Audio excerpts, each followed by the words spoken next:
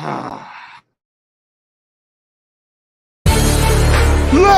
go!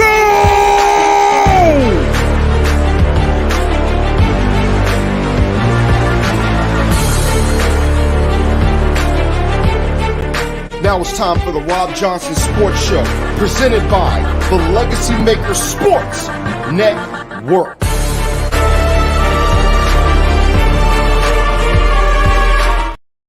All right, we're going to try this again because I didn't go live last time. I got Larry Passon from the Game Time Sports Network. Again, tell the people where they can find you and what you do for Longwood. And this time, I promise, it's live. Yeah, this is Larry Jesus Patterson, Christ. Game Time Sports Network. Check out my stuff at Game Time Sports Network on Facebook, YouTube, and Game Time 365 Sports on Instagram, and just see a little bit of what I do. We talking about a little bit you do. Man, all the stuff you do, what are you talking about, man? What the hell are you talking about? The little stuff you do. All the stuff you do, man, we on here tonight. I'm glistening. with the Afghan beard. Hey man, you when you sent me the message earlier, I meant to tell you, man, that shit is lined up to the T. Hey, shout out to your barber. Yo, yeah, that's right, Eugene the barber, man. That is the dude that makes sure I'm good. Beauty Braids by D. She's in Chesterfield. If you're ever in the Virginia area, I can tell you where to get your. Tell you to get. Yes, look at this shit. I can tell you get your hair done. I can tell you where to get your beard done. And I got that beard cream from CVS. It's like $7-8, but it is worth it. It makes your beard important. Anyway, Larry, let's get to these topics. We only have to about 10:30, 40 tonight. So let's get to it. First topic. Are the Patriots, or could the Patriots be one of the worst teams of all time? I look at this from a very interesting standpoint because of the fact that, last year they didn't win many games. Could they be one of the worst teams, or could a Jacoby Brissett come in and change their fortunes?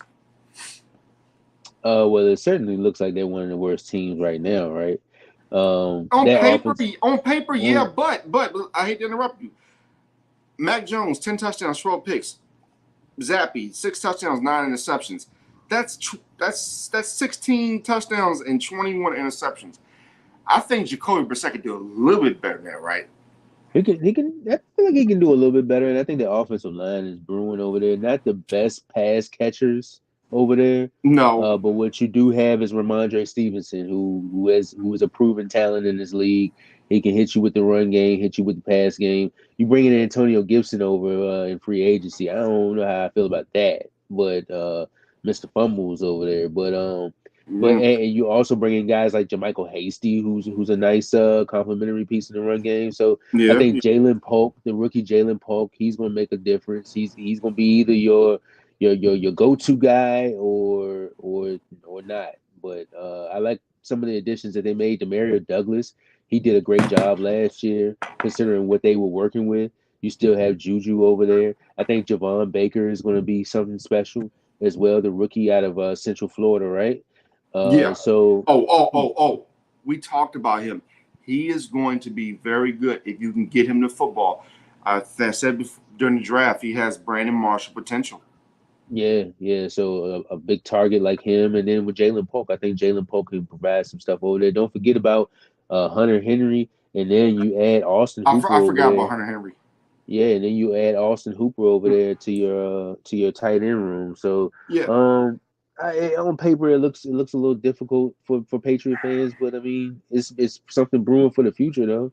Because Drake May, they're saying right now, doesn't look like he's even going to start. I mean, we have still a lot of time to see, so we'll see how that goes.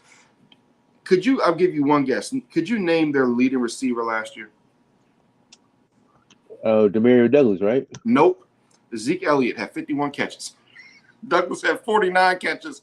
So Zeke led them in catches and running and in carries and yards. Wow, a lot of screens, right? Exactly. It had to be something, right? But I mean, Zeke's gone now, so of course. Did Douglas have more yards? Douglas had more yards. Let me see. He better had. He had 561, and Elliott had 313. So yeah, it wasn't as catches he led him, but as far as the yards, Yeah. Okay. But when you look at the defense, you look at Bentley, who out of Purdue, I think this is his what? I think this is you think this is third, fourth year, I believe. He's 27, 28 years old. He had 114 combined tackles last year. Bentley had a good year tackle wise, 114 combined tackles. Tavia, he had what was it, 110 tackles combined. You had the rookie come out of Oregon State, who's a really good player. He got hurt, unfortunately. You still got Jabril Peppers back there, so this defense can still be good, Larry. I mean, there's still a decent defense, and if you look at their schedule last year, I'll go through it for the people just to let them know. They lost to the Eagles 25-20, Dolphins 24-17, Jets 15-10. Dallas destroyed them 38-3. Saints destroyed them 34-0. They lost to the Raiders 21-17. Bills 29-25. Dolphins 31-17. Lost to the Commanders 20-17. The Colts 10-16. Giants 10-6. Chargers 6-0. Pittsburgh 21-18. The Chiefs 27-17. The Broncos 26-23. They lost. They won that game. They lost to the Bills 27-21, and they lost to the Jets 17-3. So this is all I'm saying. And because people have asked me this question, that's why I brought this question up. If they can get comparable quarterback play along with that rookie out of UCF, who I've talked about, I think, and if they don't treat Gerard Mayo like a lame duck coach, this could be a more interesting Patriots team that people are giving it credit for. And, I even did some more research looking at some of the worst teams in the history of NFL. Like you look at the Bucks in 76, who were 0-14. The 1990 Patriots, who were 1-15. Remember, that's 4 or 5 years after they were in the Super Bowl, after the Bears absolutely destroyed them. The 73 Oilers, 1-13. The 71 Bills, who were 1-13. The 81 Colts, who were 2-14. The Colts in 91, who were 1-15. I don't think they will get in the 1980 Saints, who were absolutely god-awful. The 1980 Saints were god-awful. 1-15. And the 2001 Carolina Panthers, if you remember that Panthers team, they stunk really bad. So I don't think the Patriots are going to be that bad. And here's the thing about the AFC West that a lot of people aren't talking about. If Tua can't stay healthy, we don't know what the health of Aaron Rodgers is going to be, right? And we don't know what their quarterback's backup situation is. We don't know what the Buffalo Bills are going to look like.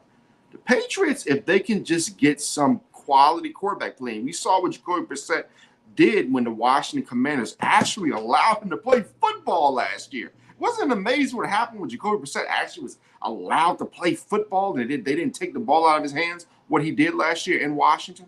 So I think they got potential to be better than people think. And I also as want to long as touch on Drake May doesn't play, because I don't believe in Drake May. But he gonna have to get on there sometime though. Okay. The tank. The only reason they would start Drake May week 1 is if they were tanking. Now if Drake May comes out and he's a revelation and he's a surprise, God bless him at that point. I just don't see it. But if it happens, hey, all the power to him. To piggyback off you on the defensive side of the ball, shout out to Christian Barrymore for getting that bag this offseason. Another one of those defensive tackles. They got the big bag. Yeah. The edge rusher, Keon White, I feel like going into his second year, he could be a thing. You working with Gerard Mayo, who is a New England legend up there. He's won championships. So it's not like you working with some new guy who's just coming into the system. Like he's been there. He knows the culture. He's been there, yep. So you also got guys like Matthew Judon, who had a little bit of a down year last year, but he was hurt too. He was hurt. So he was hurt too. He got hurt in the Cowboys game, which by then he had no business being in the game. They were down big anyway. So and then Christian Gonzalez, who was on his way to a phenomenal year before. That's what I was going to say. Christian Gonzalez, he had an excellent season. He got hurt, I believe, in the Cowboys game as well. But he was having a really good season, man. Like the Patriots have something. I think they could be one of those surprising. Like we talked about Arizona before. It could be some of those teams, man, that you don't want to play, especially again if they could get comparable quarterback play. No doubt. So, no doubt. So let's get to our next topic here. And as we do that, this graphic was by our guy here, Larry Patterson. If you see here, Boston Celtics playing against the Dallas Mavericks in the NBA Finals. If you look up here, right there, This is historic because if you look at these two teams, I believe this is the first time that they will ever face each other in the NBA Finals. Plus, you look at the Mavericks and you look at how they were. I was doing some research today looking at the Mavericks, looking at how good they were in the 80s, how they were close to getting to the finals. You get to the finals in '06, you get to the finals in 11. This team, when they're good, is better for basketball. It's a big brand. It's a big brand in Boston. I also think, Larry, that this I've been looking at Jaylen Brown a little more as well with his intellect and everything that the controversy about him not being quote unquote marketable. And then you got Kyrie Irving. You have two high level brothers who are very intelligent who are trying to bring more positivity. Talk about this series. I think this series is bigger than basketball. I think these two guys could bring so much greatness, and this could really cement Kyrie Irving and these guys from Boston, Tatum and Brown. So I'm excited about the series. Some people call it boring. I don't think it's boring at all. I think it has potential to be a great series, exceptional series. I don't think it's boring at all. I think Hell no. when you add like little things like Kyrie Irving, now he's going back to Boston now. You know what I'm Oh saying? yeah, it's gonna be The exciting. the sage is going to be burning in their game 1, game 2, game 5, game 7. So that's something to look toward to. Chris Stapps, him going back to Dallas, that's another story. I think he's going to be playing in this series. So, He but should I be. feel like with him, he's going to be somewhat on some kind of minutes restriction. You imagine. So he's going to have to make the most of his opportunities while he's out there. But this series, I feel like is more about those role players because role players do what they The play X well factor. at. Yep. Yeah, they X factors and they play well at home. So when you're looking at Boston, you're looking at guys like Drew Holiday, who's great on the defensive end. And who could also give you some points. Derek White, who's been playing pretty efficient He's been playing really good in this basketball. postseason. Yes, he has. Even to the guys like that can come out of nowhere, like Sam Hauser, um, who could pop a three, and then you got guys on Dallas. Tim Hardaway Jr. Remember, he can give you something as far as D&3. He can give you points too as well. So this is one series where you could probably see him go for 21 or 24. He could get really hot. Guys like Derrick Jones Jr. is are becoming are becoming, I wouldn't say household names, but they're open to the public now because this is a nationally televised game.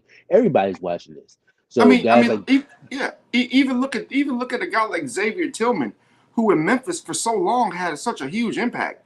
Now he's just on the bench in Memphis. I'm sorry, he's on the bench in Boston, just like, yo, this is Xavier Tillman. Like, this dude can play basketball. So that's what I'm saying. Look at the things that he could possibly do. You have like I said, you have a whole bunch of guys on Boston who can just do a whole bunch of things. O'Shea Brissett, he's a 25-year-old guy. He's out of Syracuse. He's young. He can come off and do some good things. Cornette. A lot of people don't even know who Cornette is, but he's from out of Vanderbilt. He can come in and pop the three on you. There's so many exactly. things that Boston can do that it's hard to pick against them. However, let me say this. Dallas is scary, man. With Kyrie Irving, and what Luka Doncic did in that game was game 5 in Minnesota. It's scary, man. And you got to deal with that. You got to deal with that. And you're looking at a team who is really good. And here's the thing. Tim Hardaway hadn't even gone off yet. Tim That's what Hardaway I'm hasn't saying. even Tim Hardaway hasn't even gone off yet. And then you got guys like Lively who came in with a do you know he's 7'1" out of Duke. He's 20 years old. Do you know how hard it is to come in the game with a sprained neck? He is going to be a problem. He's going to be a problem for a long time. I remember even this. They got 28-year-old Dante Exum, who was a former first-round pick. Imagine if he finds his form. Brother, these are two teams who are so deep. This is going to be a throwback NBA series. If you don't think that this is going to be a good NBA series, then I kind of have to question, do you know the game of basketball? And then you're looking at guys like Jaden Hardy's, the the Josh Greens, like you mentioned, the PJ Derek Washington. Lives, PJ PJ Washington. Washington, That 25 years that old. trade is looking the trade is looking a little golden here after that, huh? mid-season Yeah, trade coming over yeah. from Charlotte. Guys like so back to what I was saying, guys like Josh Green, Jaden Hardy, and Derek Lively. I mean, you're playing this kind of ball early in your career. I And mean, don't man, and don't forget about 25-year-old Daniel Gafford. Gafford. I mean, Daniel Gafford, who's been everywhere all over the league so far, but exactly. That's what I'm as far as saying, crashing man. those That's what I'm boards and getting those saying. rebounds, Exactly, man. Exactly. The Boston Celtics and the Dallas Mavericks both have youth on their side. They have guys that can play ball. The problem with Boston is this is how I look at Boston, right? Indiana should have won 3 games in that series. That series should have been longer, but Indiana just didn't know how to finish. You mess around with Dallas. You mess around with Dallas if you want to and lose a game in Boston. You might come back home down 3-1. They cannot play around with this Dallas Mavericks team. They're dangerous, man. And Luka is not soft. Luka Luka's on a has that. whole nother level right Yeah, now. and it has nothing to do with them both having the same skin color. Luka has that Larry Bird killer instinct in him. Yes, he whines and cries, but you see how he's been getting crazy lately. You see how he's been getting Man, in dudes' faces.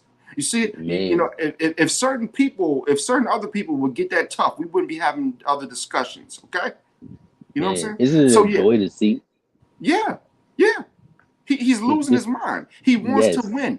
But here's the biggest thing that I think that nobody's talking about, right? All right, so Kyrie Irving, who is his coach in Brooklyn? Steve Nash. Steve Nash. Who has the media tried to tell us for so many years? Oh, he's so great, he's so good. And I've been saying, yes, Steve Nash is a very good player, but he wasn't Jay Kidd. People underestimated what it was going to be like to have Jason Kidd having Kyrie Irving under his wing and showing him as one of the better point guards we've ever seen how to play point guard. This is a match made in heaven. Jason Kidd Mm. should have been the coach of the Lakers years ago, but there were concerns. He should have been a coach for some other teams, but there were concerns. Now look at it. Jason Kidd, one of the all-time greats who helped accomplish one of the quote-unquote biggest upsets, which it really wasn't a big upset because if you think about it, Dallas not only, God rest Kobe Bryant's soul, was never, I'm just keeping real, was never a big fan of his. But before that Mavericks team, who was so-called underdogs, they beat Oklahoma City, they beat them good, and they swept the Lakers. I just want to point that out. That Jason Kidd has a history of, showing people that, hey, my team is better than you guys think they are. That 2011 Mavericks team was a lot better than people thought they were, and this team was as well. They beat the Clippers, even though Kawhi was hurt. That doesn't matter. I think they would have beat them with Kawhi. Then they go on to the second round. I don't think people really understand, Larry, they beat a really good Oklahoma City team. The Oklahoma City Yeah. team was ready to go, all right? And then they go and they beat Minnesota. They don't just beat them, they dominate them. So I got Dallas, man. I got Dallas. I'm picking Dallas. I think the Celtics are really good, but something just tells me that Dallas is going to take this series, man. I think either way it goes, it's going to go 7 games. I'm You gonna, think I'm gonna it's going take to go 7? Boston. I'm gonna take Boston. Mm-hmm. I could see it going 6. I could see Dallas winning because it's really hard for me to see them winning on Boston's home floor. It's really hard for me to see them win on Boston's home floor in a game 7, but I could see them winning in 6 games. One player I know your boy Stephen A. Smith is gonna be watching, and that's Jason Tatum. Because man, you gotta deliver. You done been here before. You know what I'm saying? Hey man, but Now, look, I get it, but it's a team game, and to me, the best player yeah, on Boston is Jaylen Brown. You could still pay Jason Tatum, or he could walk, but this to me, I feel like Jaylen Brown is coming to his own. I think, and I remember I said this last year that, and the biggest thing that's saving Boston right now, they don't have Marcus Smart jacking up those stupid threes. yeah, And I said this last year. Marcus Smart, yes, he was a heart and soul, blah, blah, blah, blah, blah. But he was jacking up so many threes and missing so many gimmies that it was hurting the team. This Boston team as constituted is better than they've been in years. And, I feel like that even though they're in this position, Dallas is going to win the series. I just feel like Dallas is going to win this series. No matter how good Boston plays, no matter what they try to bring at it, I still have concerns from what I saw against Indiana because Indiana was up big.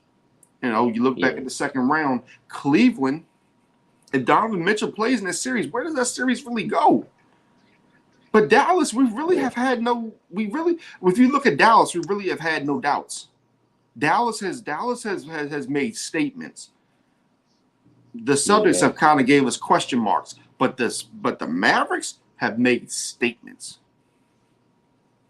So you're absolutely right.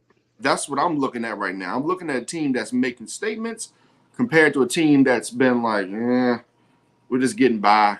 Yeah. We're just doing whatever. Yeah. And it still bothers me that they lost that game to the Miami Heat. That still bothers me because if you give those shots to Dallas, you're not winning the series. Yeah. You know what I mean? So that's what I'm saying on that one. So, but now let's go to our next topic, which will be MLB. Let's go to the standings. Let's talk about some games. We'll talk about the winners today and who's still playing. Right now, Larry, the Atlanta Braves won their game 3-1 against the Athletics. We're tied 4-4 in the ninth. That's actually on ESPN right now, Sunday Night Baseball. Phillies and Cardinals are tied at 4. The Twins beat the Astros 4-3. The Rays beat the Orioles 4-3. You had the Blue Jays beat the Pirates 5-4. The Rangers beat the Marlins 6-0. The Washington Nationals get a huge, and I mean absolutely huge victory in Cleveland 5-2. The Mets lose the Diamondbacks 5-4. The Milwaukee Brewers beat the White Sox 6-3. The Royals beat the Padres 4-3. The Reds beat the Chicago Cubs 5-2. Yankees come back and beat the Giants in a huge win in San Francisco 7-5. The Mariners continue to lead the AL West. They beat the Angels 5-1, and the Dodgers beat the Colorado Rockies. Give your thoughts, sir, on MLB and what you're seeing right now. Well, what about those Yankees, man? I swear they're up. Yeah. And Juan Soto should get a $500 million. This is my opinion. Juan Soto, and you know something? Aaron Judge, I said that he shouldn't have got that big contract, and I still don't think he should have. But he's producing. You know, he's producing. So the bottom line is right now he's shutting me up. He's producing. The team is producing. They're pitching better. You go to San Francisco, who you and I both know are a possible contender to get to the NL championship game because that's how dangerous that a lot of those teams are in the NL West. But to go to San Francisco and win that game today, that's huge. The Yankees play great baseball. Now they got a series coming up with the Twins, and of course, you know, they got the games against the Dodgers. Well, next week when we're talking baseball, we'll have the game on and we'll be talking about it as it's going on. And to go into San Francisco and sweep them. Exactly. They won 7-5 today. They won 7-3 on Saturday, and on Friday they won 6-2. And they won 2 out of 3 against the Angels. Absolutely dominated them the last 2 games. The total combined was 10-4. Last 2 games against the Angels. Absolutely dominated them. Yep. Yes. So it's Juan Soto playing excellent ball. Great baseball. Giancarlo Stanton. Great baseball. Giancarlo Stanton. You know, I sent you a graphic early in the week. It had Soto. It had Judge. I believe it had Volt and Stanton. And the basically the MLB's best hitting team. Yeah. Best batting average. So and you still haven't got the Cy Young winner back yet. Exactly. He's going in the AAA pretty soon. So exactly. If you could look at a disappointing team right now, for me, Larry, I would probably say the Reds because, man, you know, we're having De La Cruz, and I was hoping that team, how they came on late, they came on during the summer last year, and they were supposed to make the playoffs, and you had that young player who was so good, and, you know, he's still going to be good for a long time, but I think the Reds are very disappointing right now because they're 26-33. They're 10 games out of the lead in the NL Central. They're only 2.5 back when it comes to the wild card. So, playing the Cubs and playing those teams in their division is going to be very critical. But I'm disappointed in the Reds because I think that they're good for baseball, and I think their talent, could be their offensive explosions could be good for TV in the summertime going into the fall.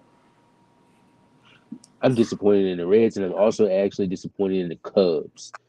The Cubs looked like early in the season like one of those Well, teams well, that, hey, right you gotta now they watch they out. are in they are in the top three for the wild card. So I mean, it's not horrible. Yeah, true, true. So, but as far as that panel, another team, Texas, is Texas in the wild card? I think Texas might be in the wild card though. Let me Texas should. Let me see. No, see. Texas. Actually, No, they're not. They're full back. No, Texas is 4 games out.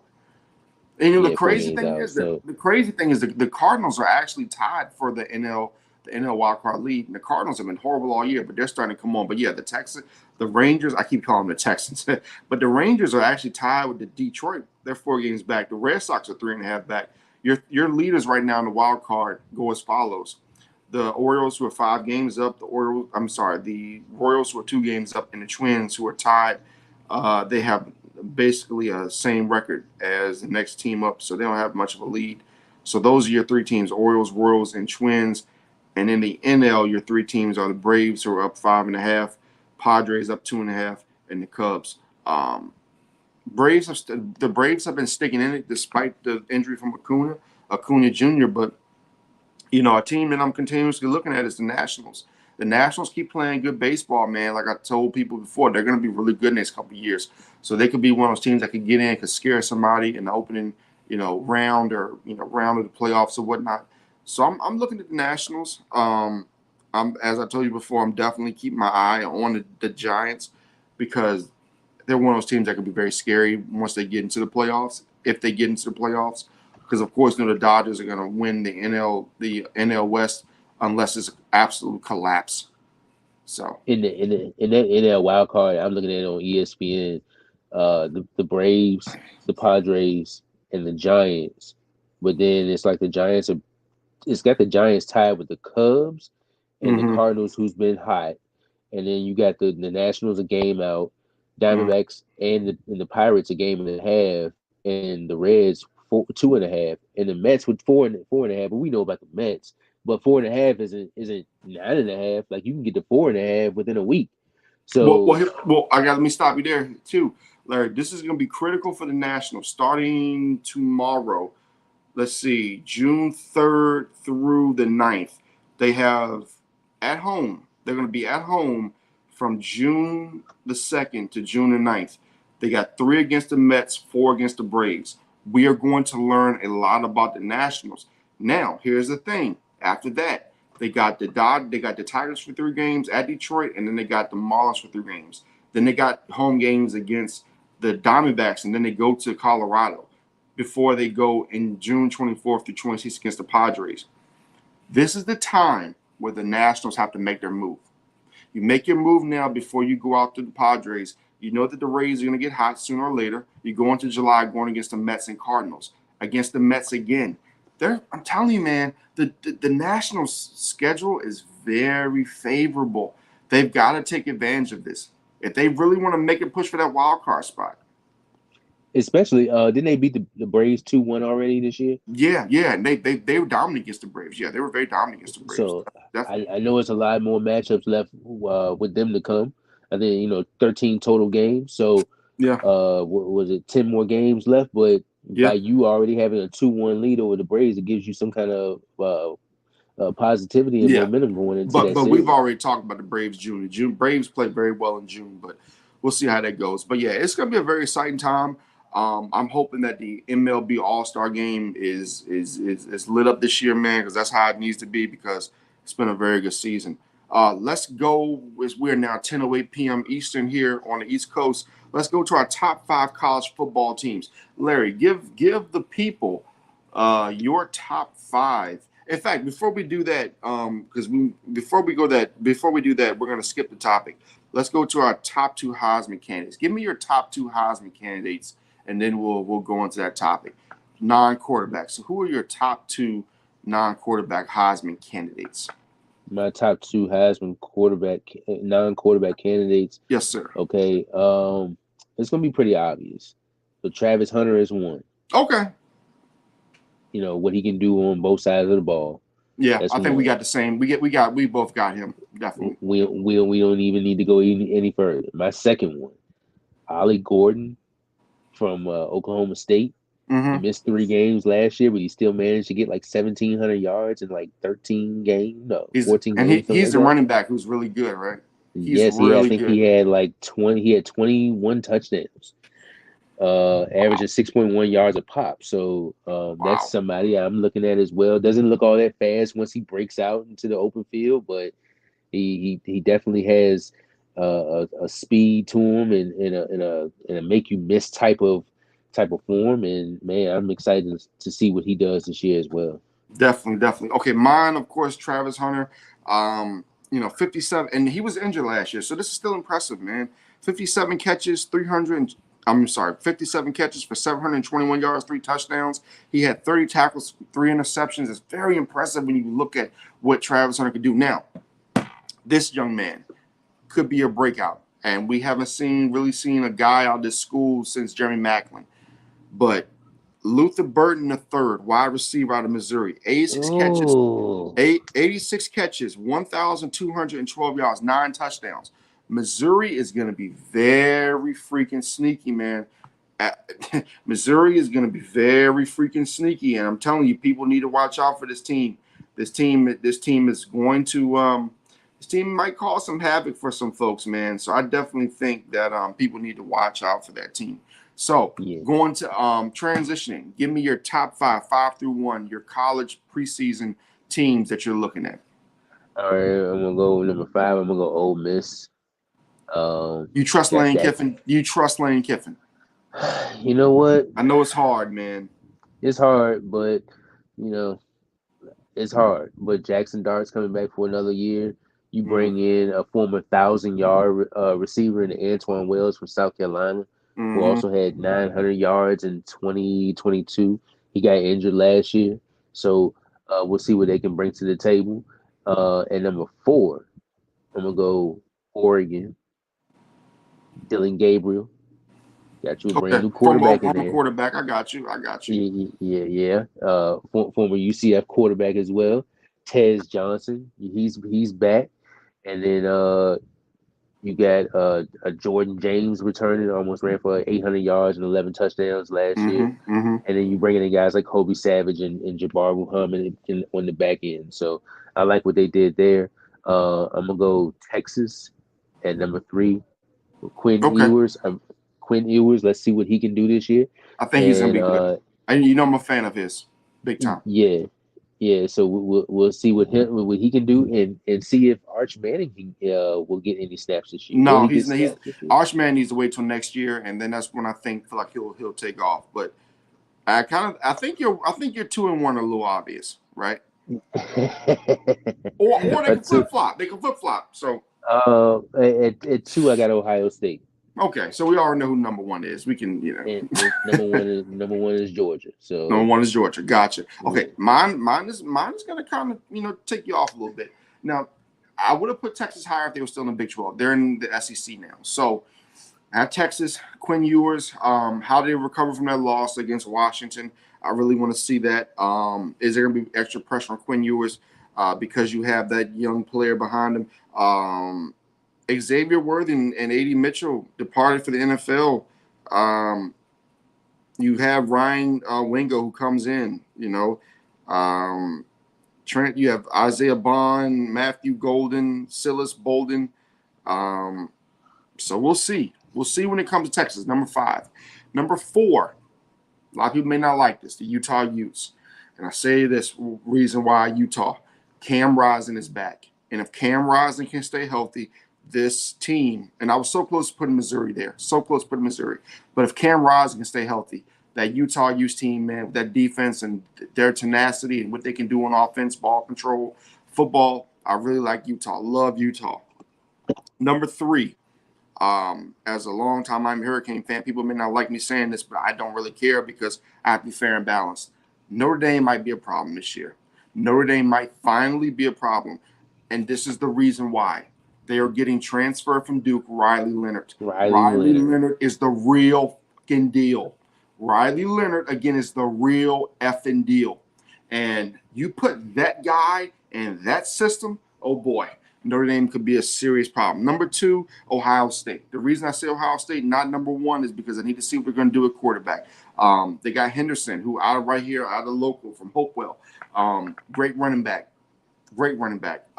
They gotta replace Marvin Harrison Jr., which, as we've seen the last couple of years, this Ohio State team is becoming wide receiver U. And at number 1, we have to put Georgia. Georgia has a tough schedule. Carson Beck is, again, they say he's primed for a big season. We know this.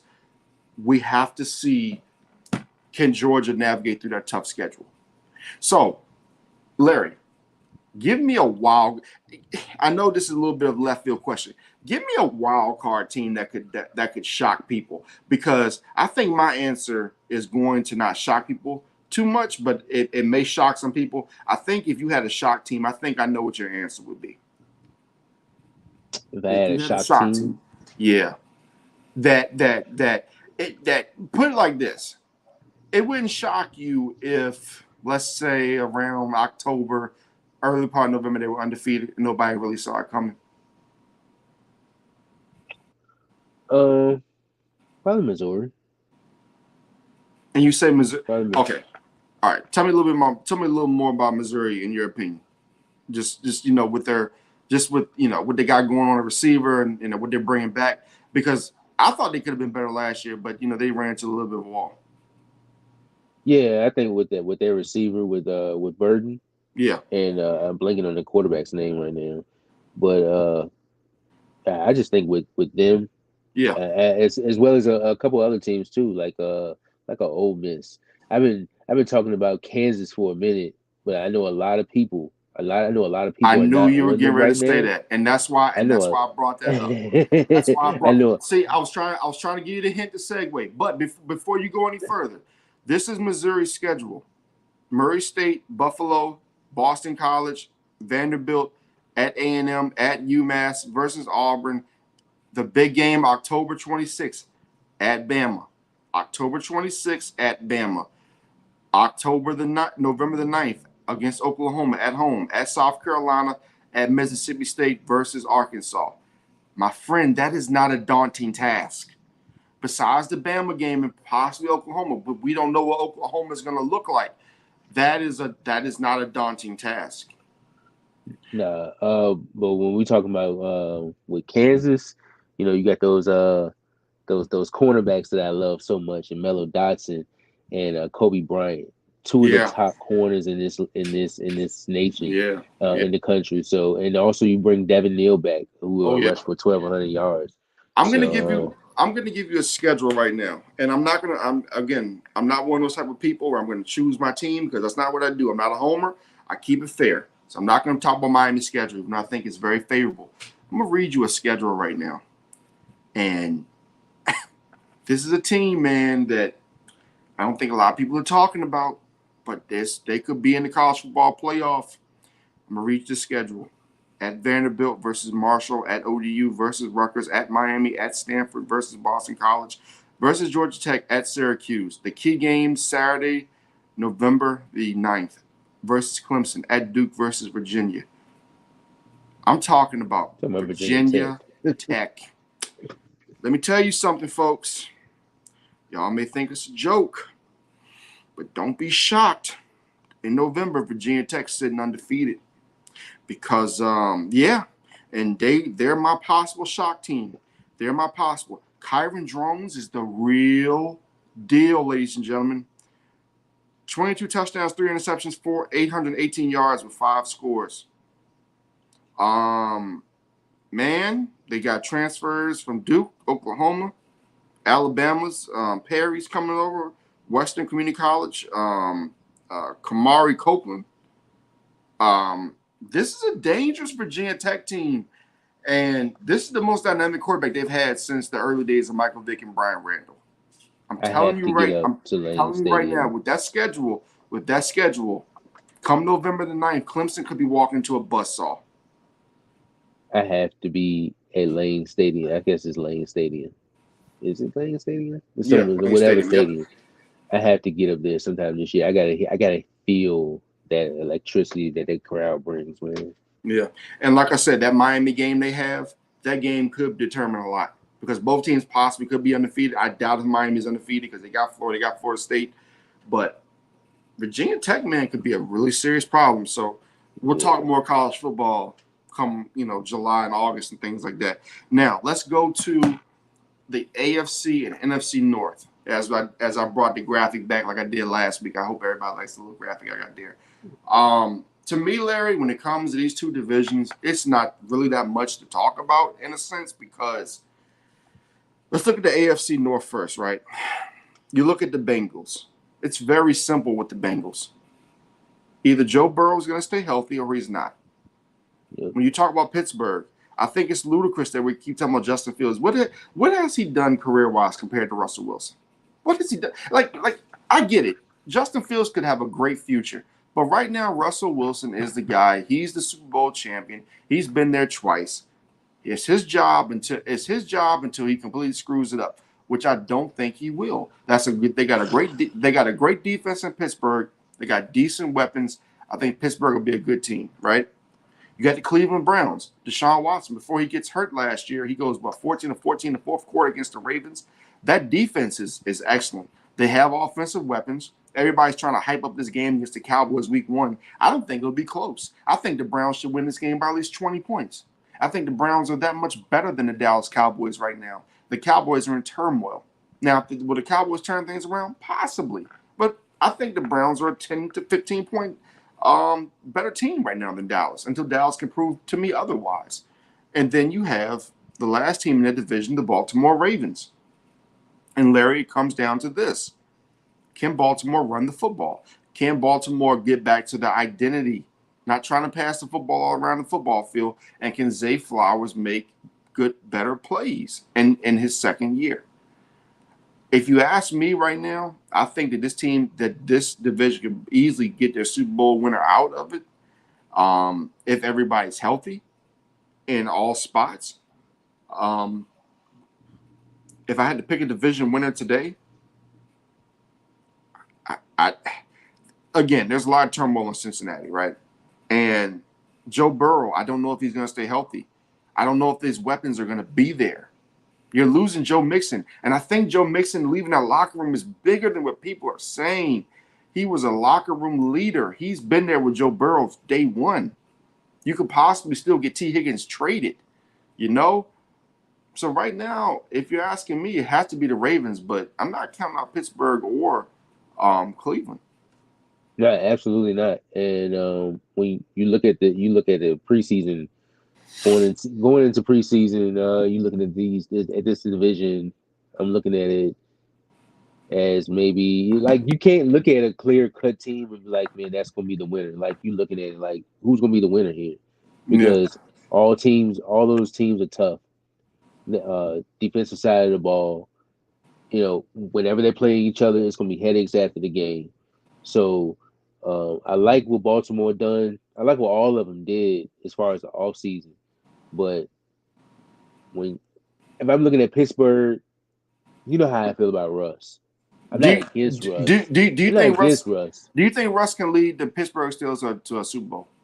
I feel like he can because they've been doing things as far as like revamping the offensive line. So Do as you long think as he Justin does, Fields can lead them to a Super Bowl? I don't know.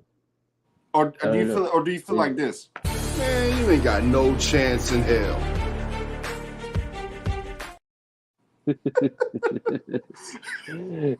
That's when you ask me for both quarterbacks. I don't know, but I mean I don't know, man. Mm. I don't know. Can Joe Burrow stay healthy though? Can Joe That's Burrow the can big Joe Burrow question. stay healthy? Because I don't know, man. It's like I feel like I'm not saying we're giving him a pass because I like Joe Burrow. Not trying to say anything against him, but man, he started out really rough last year, brother. Yeah, he came out in that San Francisco game and balled out, but he started out really rough last year. Yeah, he had some injuries, but so did Deshaun Watson. But at least when Watson ended his season, he was 14-14 in the fourth quarter against Baltimore. He went into Baltimore, played Yeah, hurt. and his touchdown to interception ratio is still all time great. It's still. So I think the thing that makes him look good in that situation is because it was against Baltimore, and then oh, they most were definitely. down, and then he came back in that game. But it's like the games before that, it was like, man, this dude he just where is he at? Where's this old Deshaun Watson at? So, I and mean, then yeah. I think he can get back to form. The problem is that something I thought about, Larry, and I wanted to bring this up to you tonight. There's a potential we could have 4 new coaches in that division if things go bad. Zach Taylor. I mean, nobody's sitting here saying that Zach Taylor is like irreplaceable. He's not. You know, if the Steelers have a bomb of a season, Tomlin could be gone. You look at Harbaugh. There have been rumors for years that they might want him out of there if they ever have a bomb season. Then you look at what was it, Cleveland, Baltimore. I already mentioned Pittsburgh. Who was the last team I didn't mention? Did I mention? I mentioned Cincinnati. Oh, Kevin Stefanski. As much money as they put into Sean Watson, if they can't because the last time we saw Cleveland, they were getting blown out in Houston, right? So it's a possibility we could have a whole new group of coaches. It's a possibility. And then look at this: you got Bill Belichick and you got Mike Tomlin as free agents. It's a possibility, Larry. You never know. I'm just saying. I'm saying if it goes wrong, if things go wrong in that division, because these fans, these days when it comes to coaching, people are very impatient, if things go wrong out of one which of I those don't see. teams, But I'm just saying if. I'm saying it's Mike Tomlin. If it's Mike Tomlin, I feel like he's on the hotter seat. And you talk about Kevin Stefanski. I mean, I think the Browns at least give him another year, just because. I mean, that's 2 playoff appearances. But Now I know this day and age, I know they don't mean but shit, Larry, the but problem I see with Pittsburgh is, yeah, I mean, if they have a down season, I get it, and I know the fans want to change. But the fact that they won 19 games last year with that crop of trash, it's just. I mean, yeah, think about this. Any other coach can any other coach have Rudolph the Red-Nosed Reindeer? I'm sorry, I'm not gonna call him that anymore. Mason Rudolph, Kenny Pickett, who wouldn't it be crazy? By the way, I know it's a little off topic. Wouldn't it be crazy if Kenny Pickett came in and took Jalen Hurts' job in Philadelphia? yeah, man, That would anything's be possible in the National Football League. that would be wild, and then you know what that would do then? That would look even worse on Pittsburgh. But the possibility of Kenny Pickett taking somebody's job, man, you ain't got no chance in hell. I'm just saying, man. Like, if Kenny Pickett goes somewhere and does well, that's gonna really look bad on Pittsburgh. Because let's be honest, Pittsburgh develops wide receivers well. They ain't really done the best developing quarterbacks. I mean, Big Ben and who else? Since like what? That's been about Since it. when? I That's mean, been think about it. about it. Think about it. Think about it. Terry Bradshaw, Cordell Stewart, Neil O'Donnell, who supposedly threw the game against the Cowboys in the Super Bowl. Go back and watch Super Bowl, by the way. That was an atrocity. With Neil Who's the O'Donnell being linebacker that they picked up? Was it Patrick Queen? Patrick Queen. So that's what I'm saying. They're still going to have a really good defense, but that Yeah. offense has got to get going, man. Listen, they got the young man out of Penn State who he's already proclaiming, last year to this year he's the best corner in the league. I get it, but that offense is going to get going. But you can't tell me, and I think we gave the stats a few weeks ago, and it was horrible with the Pittsburgh quarterbacks, what they combined for in touchdowns. You can't tell me with Russ coming in there they can't improve. If they can't improve on the Russ, then yes, Mike Tomlin will lose his job. I want to ask you one question. Yes, sir. Back to what you were talking about the Bengals. Now, them losing Joe Mixon. Huge. What do you Huge. think about Zach Moss? Now, he did have a positive year last year. Not saying I it's going to be the think caliber of that, but it's different systems. That's my only problem. It's different systems. And the Colts run such a sophisticated running game. I don't know if the Bengals run that same running game. Because, like, I know people say the Madden is just a Madden video game. But if you really honestly were to, look at, Madden playbooks from the 90s to now are so much more complicated. like when you look at Madden playbooks, like these are actual sometimes not all the playbooks, but you look at some of the running schemes. Like you look at like Zach Moss in Baltimore would be an absolute menace to society. But I don't know what the Bengals running game tech what their schemes are. You know what kind of because most of their stuff is pass. You know, most of their stuff is pass. It's not a lot of play action. It's not a lot of when you were in when he was in Indianapolis. You know, of course they did some more RPOs, things like that, blah blah blah. But system matters. But if they can incorporate him into their system and he can get through those A and B gaps and he can get the right blocking, that's my problem. They don't probably have the best offensive lineman here in Cincinnati that they do in Indianapolis. So that's a concern. But if he can ball out and he can do some good things, I mean that could be a really good pickup for the Cincinnati Bengals. But again, does he have the same leadership as Joe Mixon? Joe Mixon, brought a toughness to that team. When they went to Buffalo and won that game in the playoffs, they had no business winning that game at all. No business. And then on the receiving side of the ball, I know T. Higgins could be a trade possibility. So last year they drafted Charlie Jones out of Purdue and Andre, the guy out of Princeton. I'm not even going to disrespect his name right now. This year they draft Jermaine Burton out of Alabama. I was about to say something about that, but go ahead. And then you draft 2 tight ends, Eric All out of Iowa and Tanner McLaughlin out of Arizona. There is possibility that T. Higgins could be traded, especially if Jermaine Burton turns into something. Where Jermaine Burton was drafted, it was a crime. If Jermaine Burton turns to the receiver, I know he'll be better than T. Higgins. Okay? He's fast. I feel like he's faster than T. Higgins. I think he's got better hands than T. Higgins. I think that Jermaine Burton could be one of the breakout guys, and that could not only hurt both guys' contracts because you're talking about a lot of money. Like if you're the Bengals, do you want to go through what the Dolphins are going through right now? They got to pay those receivers because if Tua doesn't have those receivers, and I'm sorry, I'm a Tua guy. But if Tua doesn't have those receivers, man, he's not the same guy. And in Cincinnati, if we saw Joe Burrow before he got to LSU and he was with Ohio State, and we saw him at LSU before he had some of those big time guys. Who is he without Jamar Chase? Who is he without T. Higgins? Who is he? I mean, Joe Burrow, for as really good as he is, he's had weapons, man. It ain't like he ain't had no weapons. But his problem is being able to stay healthy. So it is what it is. Let's go real quick to the NFC North. Again, a very easy division to dictate, in my opinion. You look at the Bears, man. You look at the Bears. The Bears have weapons beyond weapons. Caleb Williams, I told you already, I think he's going to be a problem in this league. They have a very easy schedule coming out the gates. The Packers, you know how I feel about Jordan Love. I've been talking about him for years. You look at the Lions. The Lions are going to be really good. Jared Goff gets paid. Problem is, got paid in Los Angeles. Things kind of plateaued a little bit. What's going to happen here? Before the game against Dallas last year, he struggled a little bit, but he got it together at the end of the game, but struggled. San Francisco, he had a big lead. They couldn't finish the deal in the NFC Championship game.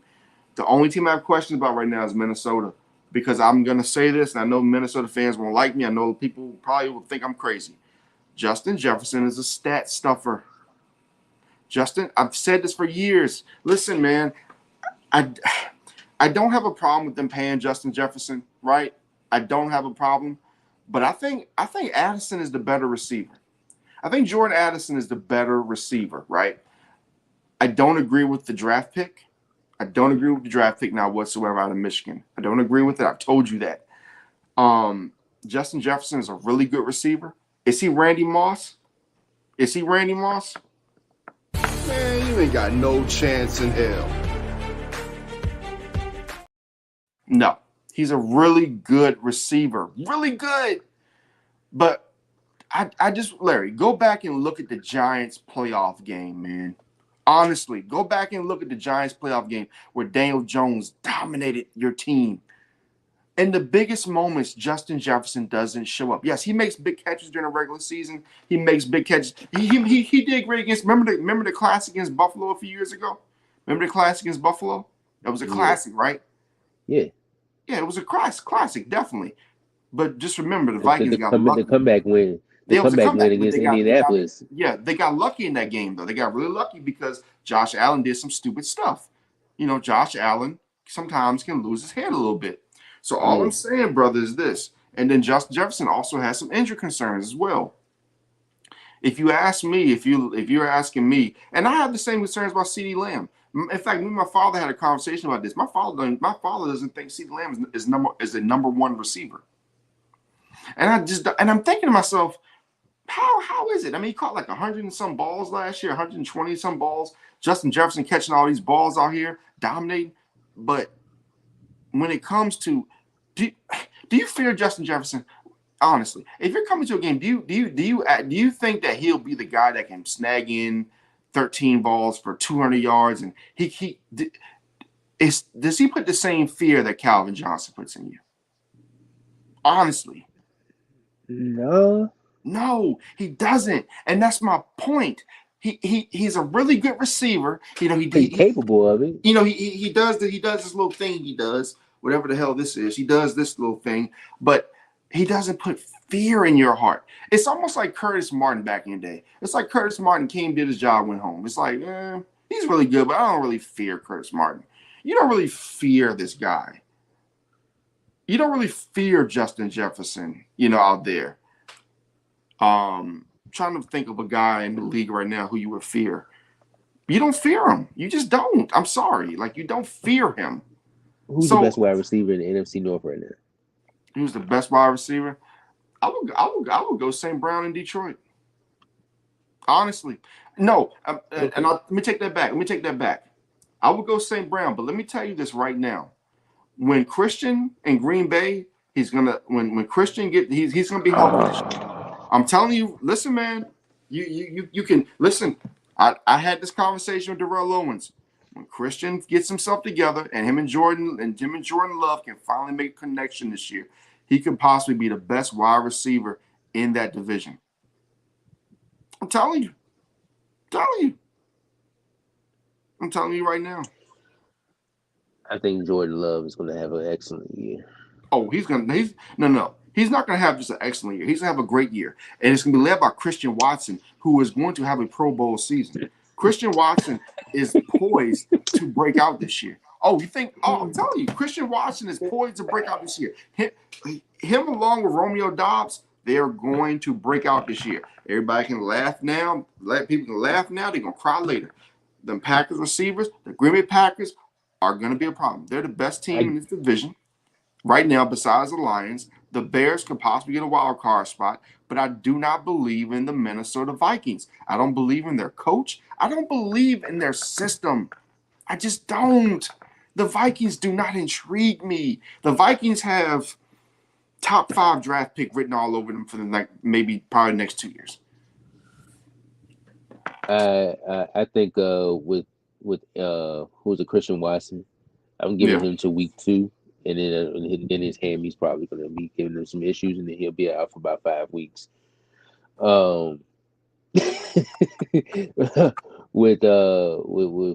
With Minnesota, I agree with you. Nothing about them really gives me nothing really says I'm scared of this team right here. It almost feels like they're in a rebuilding process.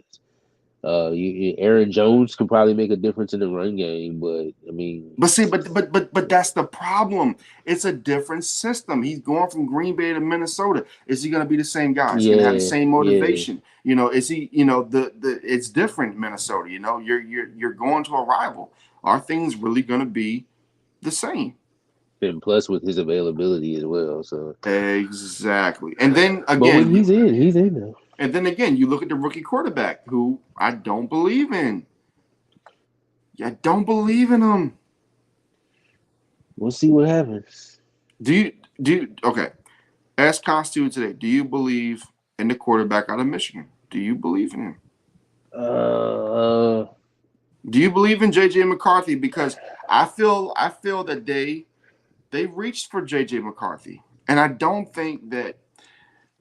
Listen, man, let me put it to you like this: if you're JJ McCarthy, right? If you got Jordan Addison, you got what Hawkinson, and you got Jordan Addison out there with Justin Jefferson. If you can't make anything happen with that, exactly. I keep telling people, man, it doesn't matter. And this is a little bit of opposite because he didn't have the greatest stats in college because they ran the ball all the time because they didn't believe in him like that, you know. So we'll see. So Anyway, now it's a test for them, to oh, most see what definitely. he can do. I mean, because he's got his tools right there. It's like you going into a shop and it's like you got brand new tools. Like these are your tools. Do something with it. I just like I said, it's not casting anything on Justin Jefferson, but I still, and I'm gonna look this up real quick versus Giants in the play. I'm gonna look at this because it still kind of bothers me to this day because the same It, Giants that same Giants team the next week went into Philadelphia and got their asses kicked. got their arses kicked. Okay, so Kirk Cousins on the day was 21, 31, and 39, 273, 2 touchdowns. You know what they had the most catches that day? T.J. Hawkinson, 10 catches, 129 yards. If we look at Justin Jefferson's stats, right? I mean, come on, man.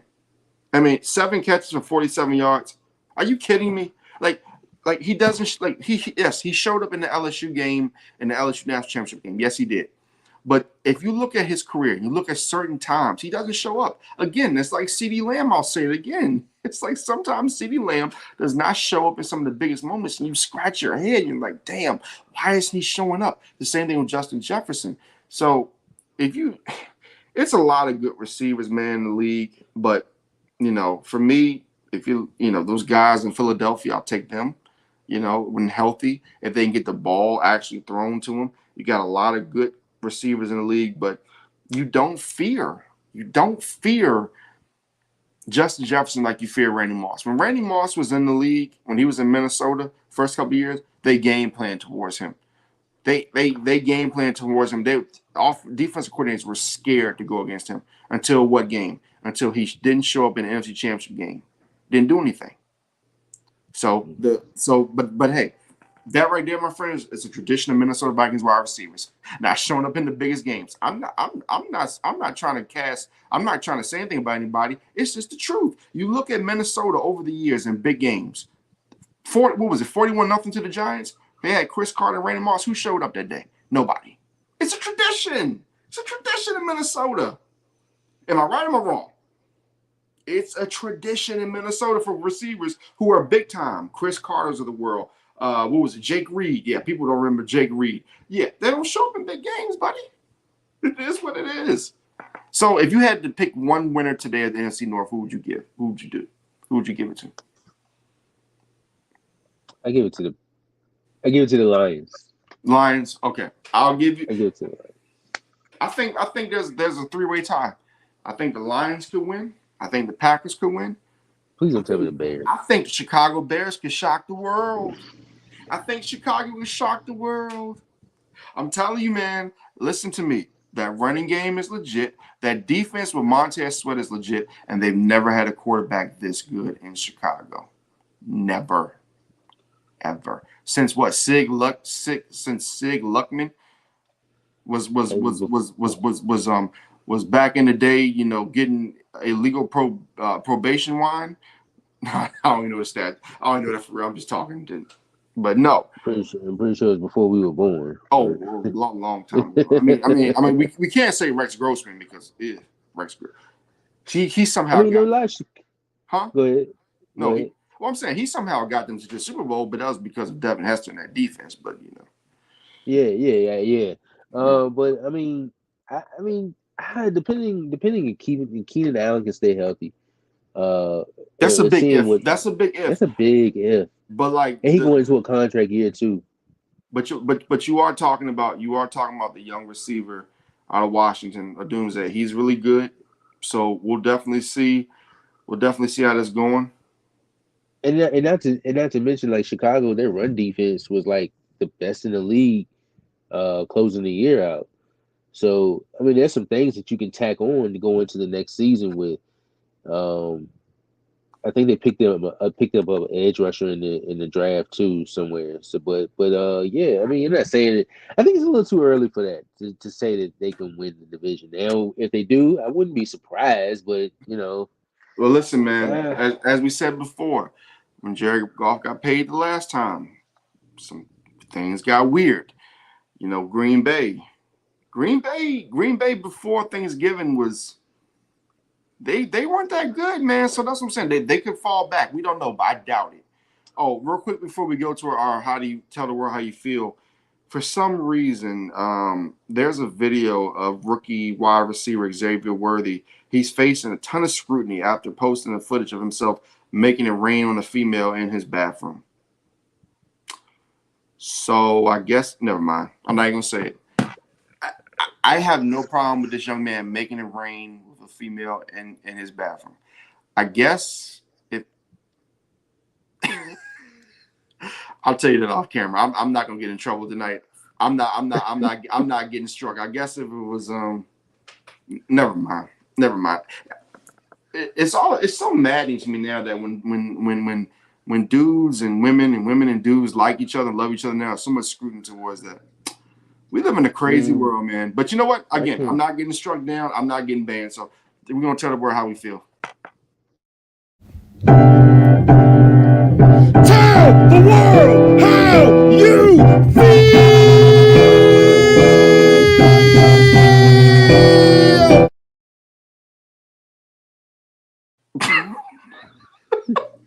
There goes that sound again. I love it, man. I love it. Okay, a round of applause for Robb Johns Productions.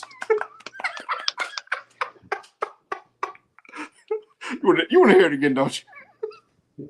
Yeah, let's hear it again. I got you, brother. Tell the world how you feel.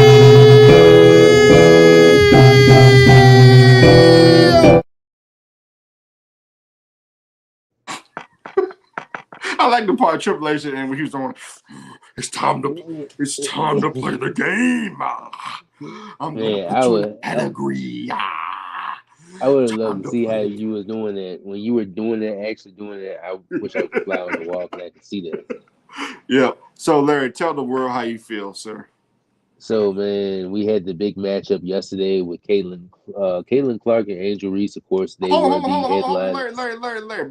Before you keep going, just remember to mention that she invented basketball and that the girl should be arrested for assault because that was wrong.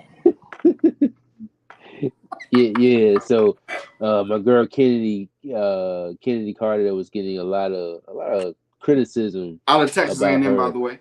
Out of Texas A&M, been balling in this league. She actually balled yesterday. If y'all actually watched the game, I forget how many points she had. Rob, if you can pull up how many points, the whole box score of that game real quick. But yeah, Kennedy Carter was balling in that game, and the I know the toughness of the game has gone down in both NBA and 19-4 and 6. She had 19-4 and 6. She played efficient ball yesterday. While the greatest player of all time had 11 points, 8 rebounds, 6 assists, and 5 turnovers. Yeah, but other players not getting mentioned unless it's on that channel. But like the girls like Kelsey Mitchell who came through in double figures, hold on for a second. You mean the same Kelsey Mitchell who had what's today? Today's June 2nd, right? June 2nd, right? You mean the same Kelsey Mitchell who actually showed up tonight and had 21 points, and while Leah Boston had 5 points, and the greatest player of all time, Caitlin Clark, had 3 points and 3 turnovers, and a 104-68 defeat in New York. But go ahead, proceed. What was her field goal? What did she do in the field goal? You talking about Caitlin Clark? Yes, sir. Oh, Caitlin Clark tonight against the New York Liberty was 1 of 10. 1 of So 10. she got a 10 on her paper. 1 of 10. 1 of 10. But this ain't the slander toward It's Caitlin Clark. not, but I mean, it's not. But listen, it's but Larry, it's not to slander anybody, but we all understand that when you disrespect a group of women who are so good in this league, and this league has been respected for so long with the Cynthia Coopers, the Lauren Jacksons, the Lisa Leslies, I mean, and for the people who claim, I'm gonna put myself on screen. For the people who claim we want to make it a race thing, it's not, because guess what? Breanna Stewart's my favorite player of all time, and guess what? Breanna Stewart she's white.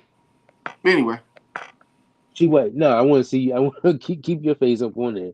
So now, I get frustrated with the fact that with Caitlin now, she does get a lot of the the attention now. And I feel like, yes, it's because of her that now they're getting chartered flights and they're getting all this treatment that they didn't get before. But let's not act like this game wasn't physical before this. You know what I'm saying? So her getting a bump here and there, you know what I'm saying? She's going to see that. She's a rookie. She's America's sweetheart. So of course she's going to see that. But I and have I to feel challenge, like but these Larry, players, Larry, I got to challenge you on that, brother. I got to challenge you on that, man, because if you go back to the 90s, we had WNBA players on Martin. We had WNBA players on multiple great TV shows. We had WNBA players on great commercials. If you remember the Comets for Pete, I mean, the daggone Houston Comets were selling out the Toyota Center at the back end of Akeem Olajuwon's career. Yeah. Come on now. Yeah. So look at Maya Moore. What would have happened if Maya Moore? That's when the WNBA started suffering. When Maya Moore retired because she was going on mission and helping this guy who she had been writing get out of, when he had the situation where he was wrongly accused and she got him off and she married him. Also, it's the WNBA's PR fault. It's their fault of their leadership, because they got rid of teams like Houston. They got rid of the Detroit Shock, who was a really good franchise. You got rid of you don't have a team in Philadelphia. Like, come on now. I don't know, man.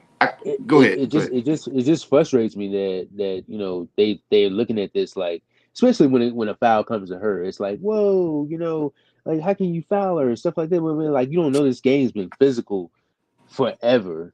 You're just now tuning into it, and now that America's Sweetheart is in here. How dare you foul that face? How dare you foul that face? So now that America's Sweetheart is in here, it's like, how can you do that to her? Hey, look, it ain't gonna stop. It's not gonna stop. And you got, I don't know how many games left all the way up until September, whenever the season ends. So she ain't seen nothing yet. Yeah. Well, let me ask you this: Are they gonna be kind to Caleb Williams this fall? They're gonna be kind to him. They're gonna treat him with kid gloves. Absolutely not. No, hell no. The Fever are now 2-9 on the season. By the way, they have they got 40 games. They've gone 2 of 8. And here's the thing: when they go to Chicago, it's gonna be on. When they gotta go to Chicago, man, I feel sorry for them. When is the next meeting? Let's see here. Let me get my calendar here. They play the Mystics Friday night. Damn, I need to go to that game, but I won't be able to. They play the Sky in Indiana on June 16th. That's a noon game on CBS. And then after that, let's see here. Let me make sure I'm getting all this correct. Then they have a June 23rd game at the Sky at 6 p.m. on NBA TV. And then they have the Sky, I believe it's one more time on August the 30th at 7:30 on a Friday night on ION Television. Yeah. So they play them in Indiana one more time, then they got them in Chicago twice. And Chicago, I guarantee you, will probably be fighting for a playoff spot. But see, Larry, here's the problem. And I know I'm getting into what you're talking about. Indiana won 13 games last year. If Clayton Clark is what they say she is, she should be worth at least 7 games. They should be fighting for a playoff spot. Am I out of bounds by saying this, sir? No, you're not. You're not. And there were some things about Caitlin Clark that I liked yesterday, especially backing down her opponent in the hole and getting a quality 2-pointer. But Yeah, I don't feel like you're wrong for saying that. I think, and Uh, I also think that where they screwed up at. You remember during the NCAA tournament when Leah Boston was doing the when everything went down and she was hugging Dawn Staley and she was getting all emotional. I don't think those two are compatible. I don't think Aaliyah Boston. I don't think Aaliyah. I think one or either one of them. One of those players is going to have to leave Indiana, and it's going to be probably Aaliyah Boston eventually. I don't think they're compatible. I do not think they're compatible. And if you ask me, the Indiana Fever, they need a hardcore coach. I know they would never bring Mark Jackson in there because of his religious beliefs, but I believe Mark Jackson could teach that young lady how to play point guard and get her to a next level. I believe that, and their coach currently is. I don't think she's the right coach, man. I think that Adon Staley in Indiana as a former point guard / shooting guard would be so great for that young lady, but it's not going to happen. So we'll see what happens. yeah. On my tell the world how I feel, because of course we can do sports, we can do non-sports. See what I'm gonna say here, because let me play the sound first, because let me do it properly. Tell the world how you feel.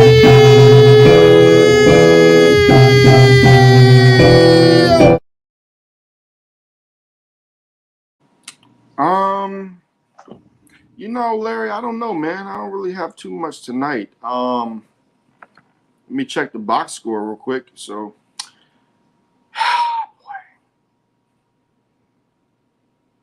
Did Edmonton win? Well, Edmonton beat Dallas. Dallas ain't going to the Stanley Cup playoffs, and they're not going to the Stanley Cup. They got through Vegas. They got through Colorado. They wet the bed once again. Damn. We haven't won a Stanley Cup since 1999. We couldn't get past Edmonton. I wanted Edmonton. Now the Stanley Cup finals is going to be Florida against Edmonton.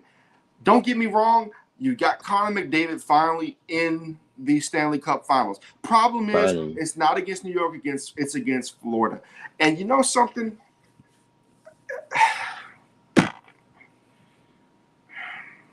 Man, good night. I don't. You know what? You know what, man? Like we were number one seed. We did everything right. We played great hockey. But you know what? Once again, we're not going to the championship, man. We're not going to the championship. It's just one step closer. It's one step closer. One step closer than what the Cowboys. We're not going to the championship. We're not. Cowboys, Dallas Mavericks, Texas Rangers. What about the Cowboys? What about them? Listen, man, we're not going to the championship, okay? All year, been playing great hockey all fucking year, right? They beat. You think Vegas is going to be an 8 seed again? You really think Vegas is going to be an 8 seed? You think Vegas is going to be an 8 seed? I don't think so. You think Colorado's still going to be in their demons? I know they had the players suspended. You think they're going to be in their demons? No, they're going to be better. They're going to be better. And guess what? We cannot get back to the finals. We can't win the finals. We beat the Buffalo Sabres. As irrelevant as the freaking Buffalo Sabres. What the hell is a Buffalo Sabre? We beat the Buffalo Sabres in 99. Mike McDonald, Brett Hall, blah, blah, blah. Great team, but we have not been able to get back. Played Edmonton, a team that had a very dicey goalkeeper who we should have dominated, but guess what? We didn't. You know why? Because Dallas is the home of the chokers. The Dallas Mavericks won the championship in 2011. Who the hell else really done won the championships in Dallas, man? What's going on, man? Texas Rangers won it last year. I don't give a damn. That's in Arlington. That's in the area. Arlington. And Dallas is in Arlington. I'm talking about Dallas, Fort Worth. I ain't talking about Arlington, man. I'm talking about Dallas, freaking Fort Worth. I mean, to be technical, the Texas Rangers Stadium is right next to I don't give a damn. AT&T Stadium. Man, screw the Rangers. Just the facts. It's just the Look, facts. man, the bottom line is they were the #1 seed. They were the best team in hockey, and we're gonna get Edmonton against Florida. Do you know what the ratings are gonna be for the hockey for the Stanley Cup Finals? Do you know what the ratings are gonna be? Even though we got Connor McDavid, we got the Florida Panthers against the Edmonton Oilers. If we would have got Edmonton in New York, see, because now they're not even gonna talk about it now. Because if it ain't New York, orange and blue skies, orange and blue and red skies, they don't even talk about it. Man, you know what? Like I said, so again, man, the Stars lose. Caitlin Clark scores 1, 2, 3. Any final words, Larry? Go ahead. Just say something. Hurry up, man. I got an hour left before my diet starts. Hurry up. Go ahead. Do your thing, man. Do your thing. Everybody love everybody, man. That's all I got. Love. What the hell love got to do with it? I watched Acrimony. Love everybody. Man, let me tell you something. I watched Acrimony last night. Love ain't got shit to do with it. It's a thin line between love and hate. I learned that from Martin Lawrence. Ain't no love out here. You know what I love? You know what I love, ladies and gentlemen? This is what I love. I love getting off this damn show.